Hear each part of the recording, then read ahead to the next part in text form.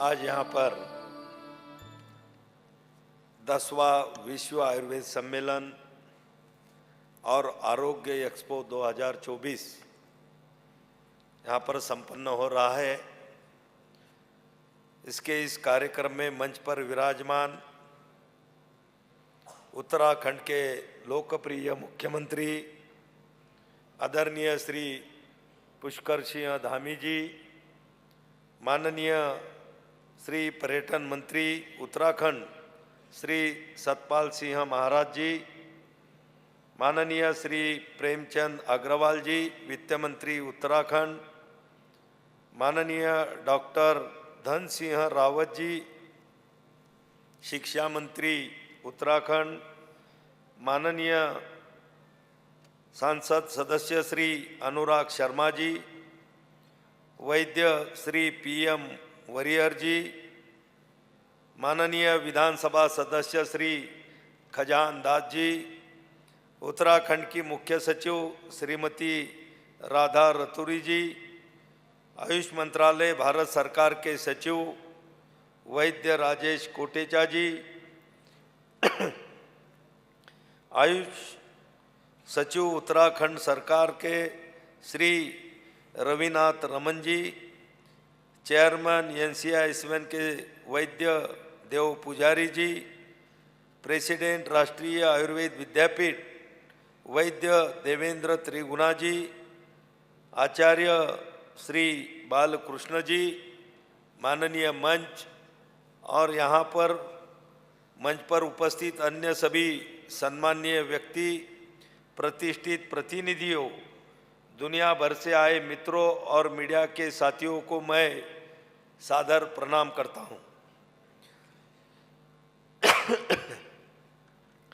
यह मेरे लिए अत्यंत गर्व और हर्ष का विषय है कि मैं आप सभी का 10वीं विश्व आयुर्वेद कांग्रेस और आरोग्य एक्सपो 2024 में स्वागत कर रहा हूँ, जो कि हिमालय की गोद में बसे देहरादून शहर में आयोजित हो रहा है। यह आयोजन दुनिया भर के आयुर्वेद से जुड़े सभी हितधारकों के लिए अत्यंत महत्वपूर्ण है। हमेशा की तरह 10वीं विश्व आयुर्वेद कांग्रेस को आदरणीय प्रधानमंत्री जी का भी आशीर्वाद प्राप्त है।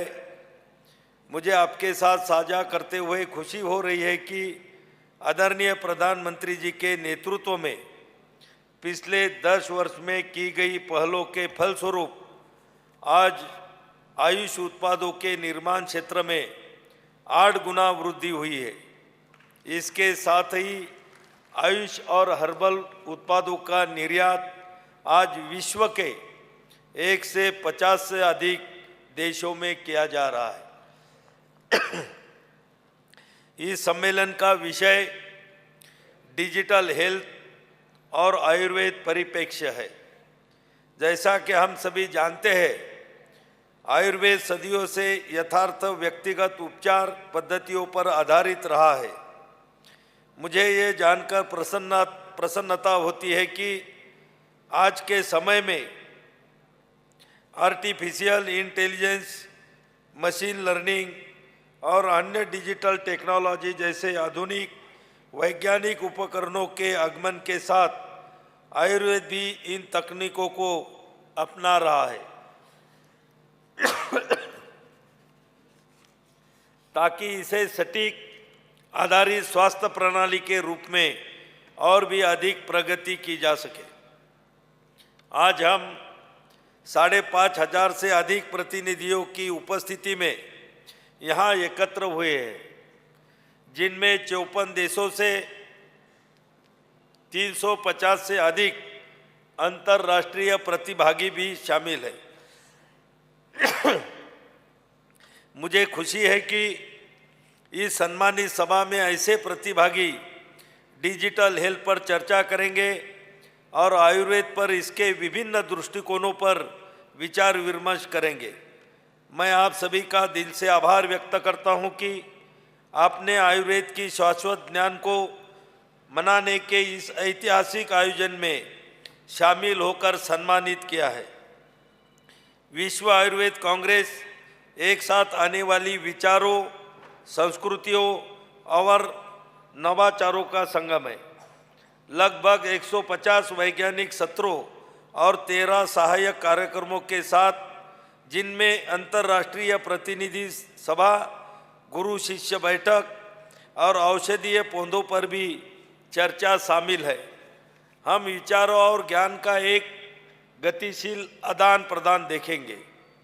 मैं आरोग्य एक्सपो को एक अवसर का हब मानता हूँ। वर्षों से आरोग्य एक्सपो ने विश्व आयुर्वेद कांग्रेस के प्रमुख आकर्षण के रूप में अपनी पहचान बनाई है। यह आरोग्य एक्सपो, जो लगभग 350 स्टॉल के साथ आयुर्वेदिक स्वास्थ्य सेवाओं और उत्पादों का सर्वश्रेष्ठ प्रदर्शन करता है, यहाँ के प्रमुख आयुर्वेद दवाइयों के निर्माताओं, कल्याण सेवा प्रदाताओं और इस क्षेत्र में नवाचारों को एक साथ लाता है। आगामी 4 दिनों में हम आशा करते हैं कि देहरादून और आसपास के क्षेत्रों के हजारों लोग इस स्टॉल का दौरा करेंगे। यह एक्सपो व्यावसायिक अवसरों के लिए एक अपूर्व मंच प्रदान करता है, जो न केवल आयुर्वेद के वैश्विक बाजार को सुदृढ़ करेगा, बल्कि राज्य के लिए भी लाभकारी साबित होगा। आज जब हम इस विश्व आयुर्वेद कांग्रेस में डिजिटल हेल्थ की बात कर रहे हैं, तो इसी टेक्नोलॉजी पर आधारित प्रकृति परीक्षण का भी जिक्र करना मुझे बहुत आवश्यक लगता है। 29 अक्टूबर 2024 को आयुर्वेद दिवस के शुभ अवसर पर हमारे देश के आदरणीय प्रधानमंत्री श्री नरेंद्र मोदी जी द्वारा अखिल भारतीय आयुर्वेद संस्थान नई दिल्ली से देश का प्रकृति परीक्षण अभियान की शुरुआत की गई। यह प्रकृति परीक्षण अभियान आयुर्वेद को विश्व पटल पर बहुत बड़ी ऊंचाई प्रदान करने वाला अभियान है। डिजिटल तरीके से और अत्यंत सहजता से नागरिकों का प्रकृति परीक्षण करके उन्हें अपने प्रकृति के बारे में अवगत कराना और उसके पश्चात उन्हें उनके प्रकृति के अनुरूप समय समय पर स्वास्थ्य सलाह उपलब्ध कराना, इस अभियान की कार्य पद्धति सामान्य जनमानस को आयुर्वेद की ओर प्रेरित और प्रोत्साहित करेगी। इस विश्व आयुर्वेद कांग्रेस के उपलक्ष्य में यहाँ देश भर से कई प्राचार्य तथा अध्यापक उपस्थित हुए हैं। आप यहाँ रहते हुए भी अपने आयुर्वेद कॉलेज के सभी छात्र और अध्यापकों के साथ इस अभियान में पूर्ण शक्ति से जुटे रहे, यही आपसे मेरा आग्रह है।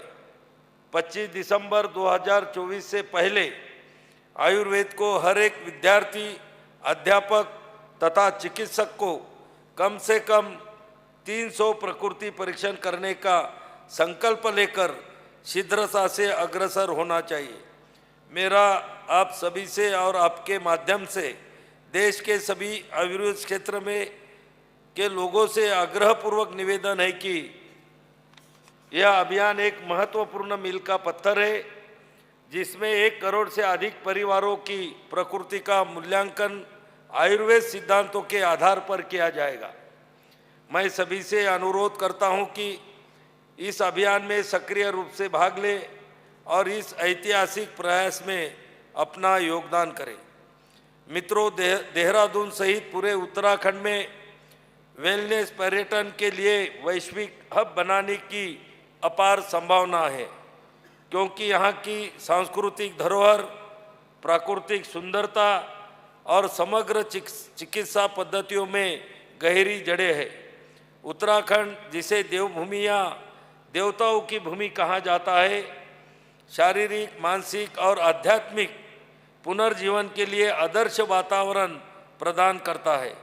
हम इस समृद्ध धरोहर को संरक्षित और बढ़ावा देने के लिए प्रतिबद्ध है और यह सम्मेलन उसी प्रतिबद्धता का प्रतीक है। इस क्षेत्र का शांतिपूर्ण वातावरण और आयुर्वेद, योग और अन्य वेलनेस प्रथाओं में प्रमुखता से इसे पुनर्जीवन और कल्याण की खोज करने वालों के लिए आदर्श गंतव्य बनाता है। इसकी अहमियत केवल विश्व भर से वेलनेस पर्यटकों को आकर्षित करने में नहीं, बल्कि भारत की प्राचीन विद्या और पारंपरिक प्रथाओं को दुनिया के सामने लाने में भी है।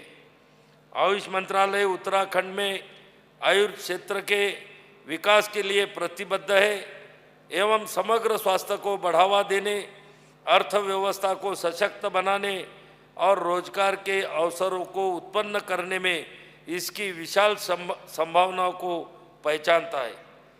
इस संदर्भ में हम इस स्वास्थ्य प्रणाली के खजाने को दुनिया के हर कोने तक पहुंचाने के लिए कड़ी मेहनत कर रहे हैं ताकि हर कोई इसका लाभ उठा सके।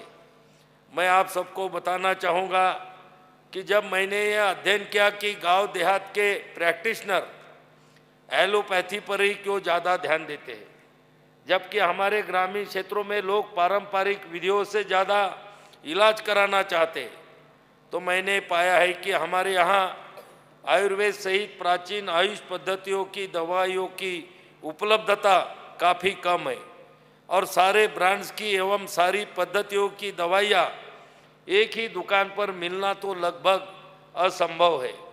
इसे देखते हुए मुझे लगा कि क्यों ना आयुर्वेद सहित आयुष की विभिन्न ब्रांड की सभी दवाइयाँ एक ही दुकान पर उपलब्ध हो।